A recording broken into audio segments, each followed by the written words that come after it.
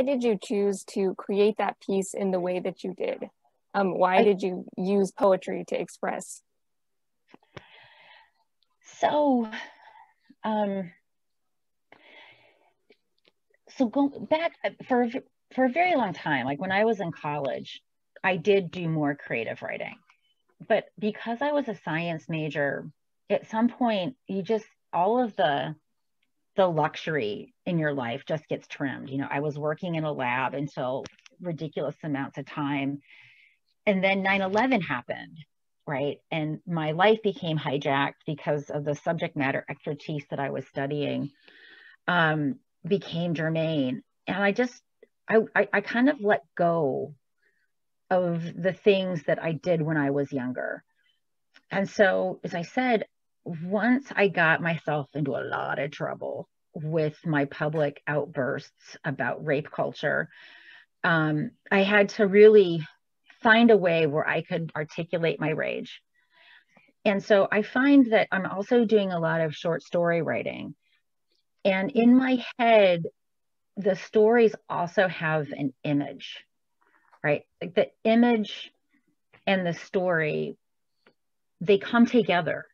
Like they're not apart. So like I'm doing some work right now on the coronavirus, and the images are just as part of the creative process as the story that would go with it. So for better or for worse, they kind of come at me together. The story tells a picture, and a picture tells a story. So like the translation that I'm doing a lot of translation from the Punjabi language. And as I'm doing the translation, the image of the story is coming to mind. And it's just the way my brain works. That is absolutely fascinating. Or crazy making, because sometimes I can't sleep, right? Because I've got the story and then the picture. And I'm not a very talented artist. So I've been taking a lot of art classes to try to pull onto the page what my head wants to see. And since like all of my scholarly colleagues, they have all been hammered by COVID. Like I do my part and then I have to wait for them to catch up because I don't have kids. And so I have to do something. And so while I'm waiting for them, and because of the COVID imposed problems with their schedule, I've just been doing this stuff in between. Okay. So kind of on that point, your multimedia collage reflects a lot of complexity through all of the layering. Can you talk a little bit about the significance of each part of the collage? This is the Rohingya piece? Yes. So this actually comes like really directly out of my work on the Rohingya. So this comes directly from my scholarship. I've been working on this issue since 2005, right? And I even wrote about it. I did this really obnoxious cookbook to take the piss out of the Bush administration called The Cuisines of the Axis of Evil. And so I write about this in the Myanmar section of the cookbook. So I first went to the camps in 2005. And, you know, I think when you work in terrorism, you see a lot of crappy things. Like I've met suicide bombers. I mean, you see a lot of horribleness in people. And you make jokes about it because you're so uncomfortable, right? So the people in my community, we have a really dark sense of humor. Like we talk about the blooper role of the jihad, right? But to see what these people were living in on the border of Bangladesh and Myanmar, it's something I had never, I mean, and I've been to Palestine, you know, the indignities that Palestinian people suffer is nothing compared to what these people are suffering. In fact, there is no comparison. Maybe the closest comparison right now is what the Uyghurs are experiencing in China's Xinjiang. And so that never left me. And then once this again, I think what really bothered me, right, is that you have this genocide of Muslims. They are being extirpated and no one cares. And what was really clear was that You know, we as a society, we're really used to seeing Muslims as perpetrators. We are very bad at seeing them as victims. And there are neighbors of Myanmar, India is one of them, of course, China, who are really interested in depicting these hapless people as terrorists. And the reasons for that are largely domestic. So anyways, last summer, I was in Myanmar the whole summer. And it just, Aung San Suu Kyi, I had actually been following her for now several decades. She's never been anything but hateful towards the Rohingya. And so I think the piece was driven just as much by my annoyance that people had such a shallow understanding of who she was. I mean, she's always been a Burman aristocrat. She's never cared about the Rohingya. And her views are not that different from her father. They never thought that they had a place. So it came out of this, just like, I'm just so fed up and disgusted, and no one seems to care. And it came out of this art class that I'm taking on contour drawings. And so the centerpiece was the contour drawing of Aung San Suu Kyi. But the top of it is essentially the Myanmar junta and these Buddhist monks. And I think, in the United States, too many people think that Buddhists are peace-loving vegetarians. Richard Gere. In fact, the Buddhism is no different from other religions in its production of terrorists, right? It's got a clerical hierarchy. It has a sense of religious nationalism. And so we're actually seeing Buddhist terror in Myanmar, Sri Lanka, in southern Thailand. And they're in cahoots with the junta. And so they're upside down, sort of like hanging. I kind of imagined them as like bats, dangerous, predatory. Even if they themselves are not dangerous, what they carry with them is pathogenic. And then at the bottom are just these pictures of Rohingya. And words fail me for the horrors in which they live. And I've been to Sitwe, where they have literal ghettos of Rohingya, although admittedly in the last several years, the actual ghettos themselves have declined in size because many people have been forced off to what are essentially concentration camps. And then on the Bangladeshi side, it is this never-ending warren of shacks covered in tarps, which are bio-insecure, completely exposed and vulnerable to everything imaginable. And so you'll notice there's one person in the middle who's in color. He's the only figure in color on it. And partly, I was just so moved.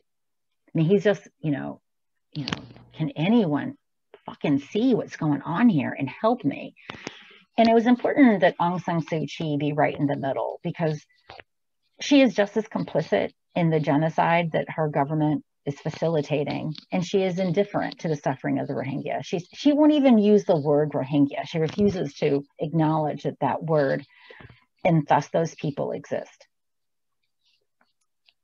So I know you talked a little bit about earlier when you said that you didn't think like Tucker Carlson would ever even see those images that you're discussing at the beginning. What do you hope comes out of this piece with the Rohingya?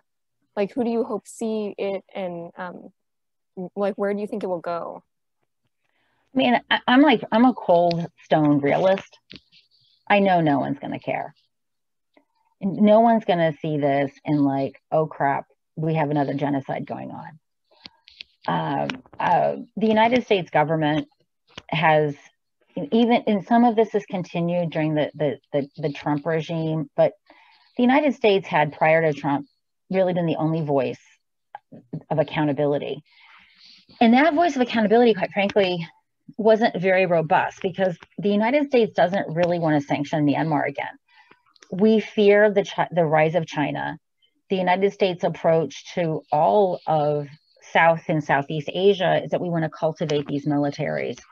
We want to get them out of sanctions. We want to get training underway through the International Military Education Training Program, IMET.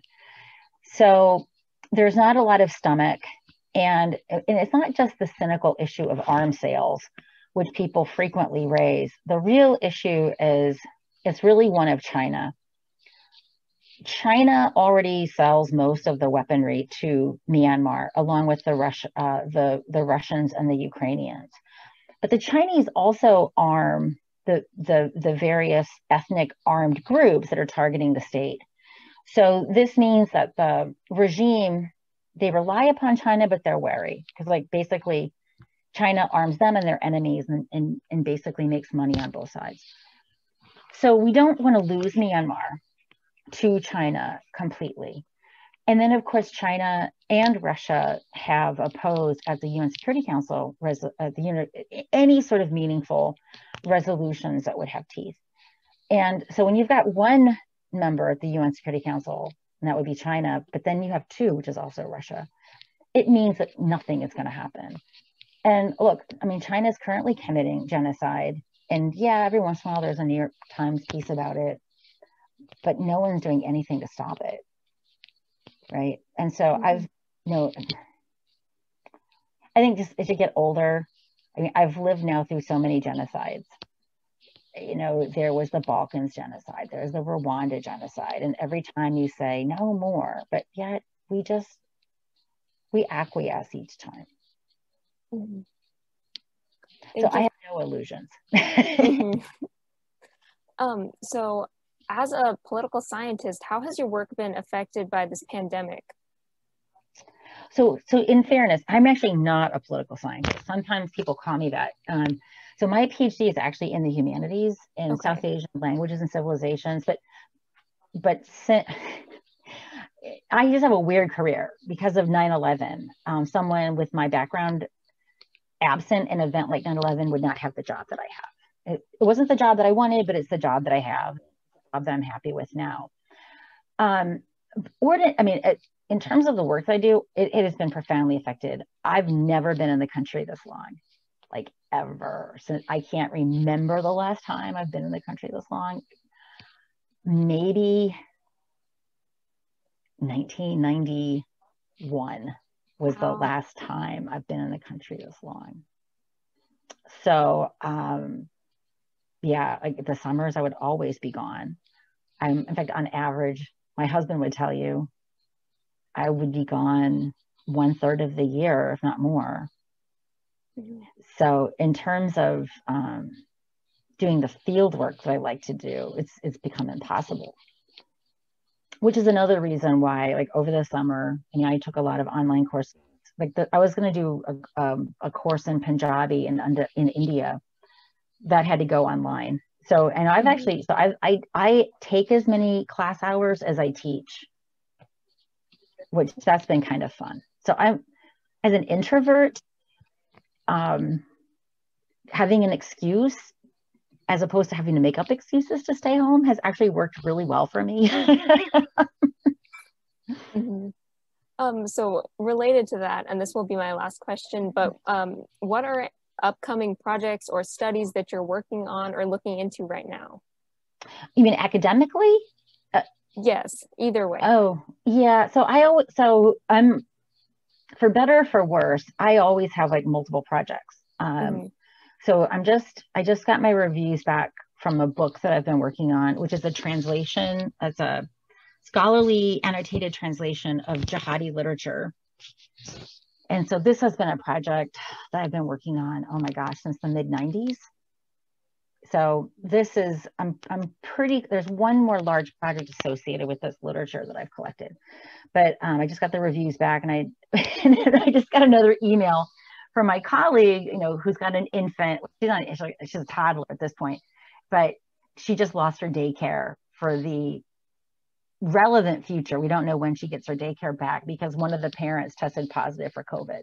Oh. Right. And so between teaching, she doesn't have time to work on the project that we're doing. And so this is like, I find myself in this situation a lot. A lot of my collaborators have kids. And so I'll do my part. And because of the realities of their life, you know, they're teaching at their universities, but they're also over, of course, this is so effing gendered, right? Mm-hmm. Because like they're the ones making sure that their kids are on the computer learning at school. their husband's time is so much more important.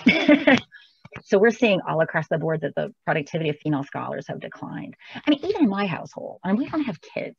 Like during the day, I'm primarily the one that cooks lunch. I'm primarily the one that cooks dinner, and I out earn myself, right? So imagine what women are going through who don't have the purchasing power over their husband that I do. And I'm whispering this because if my husband heard me say this, he'd be like, you shouldn't be saying this stuff. But it's just true. And so if this is happening in a fairly egalitarian relationship where I have an incredibly supportive husband, and I do, what's happening in relationships where the power disparity is more significant and where the female earnings potential, because most academics, we don't earn a lot of money anyway. And if you have a husband in the private sector, typically they out earn you. And so when it comes time to whose time is more valuable, they win that argument. And then because women are less productive, their merit raises are fewer. And so that becomes a self-fulfilling cycle of nonsense, right? Mm-hmm. Because their time is less valuable, they spend more time in household production, and thus their time relative to their male peers who have wives continue to be less valuable, right? And so this has become, we're learning that this has become really significant for females in the academy. Men are having a great time because they're staying at home and their wives are doing everything. But women are having to do everything professionally that they're obligated to do, but also with regards to domestic production. Mm-hmm. Yeah, it's a pretty crappy situation for women. Absolutely. I completely agree. Well, thank you for your very interesting thoughts. We're so pleased to have the opportunity to interview you, and we were thrilled to see your work. Thank you. Thank you so much.